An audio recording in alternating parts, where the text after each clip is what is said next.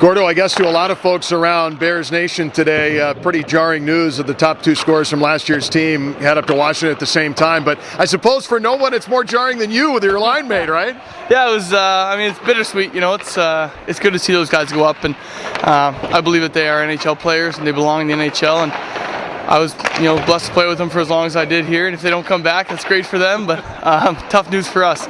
Saw you with Kane and Willie today. So kind of starting from scratch, or is it just kind of doesn't really matter? They're going to get you the puck, no big deal.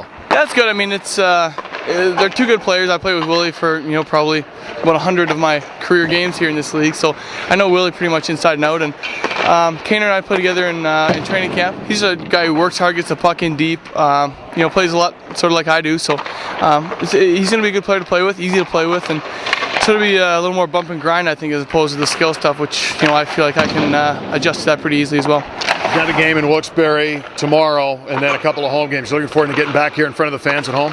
Yeah, definitely. Nothing against the buildings we played in last weekend, but Glens Falls and Binghamton are no Giant Center, so it's going to be nice to come home and get the boys rolling in here. I used the line on the air on Friday talking about the locker room in Glens Falls. I called it one step above a cave. Would you say that's accurate? Well, the worst part was the cigarette smoke that sort of drifted in there between periods. I don't know if you got any of that, but I think the smoking door was like, if you want to go for a cigarette after a period, you go right outside the door, and it was pretty much 10 feet from our dressing room. So as soon as that door opened, we were just flooded with secondhand smoke. It was god awful, but pretty good crowd in there. Once you're on the ice, it's fine, but geez, that dressing room is pretty dingy. Made Binghamton look pretty good by standard, right? Yeah, exactly. No wonder they held the All-Star game there.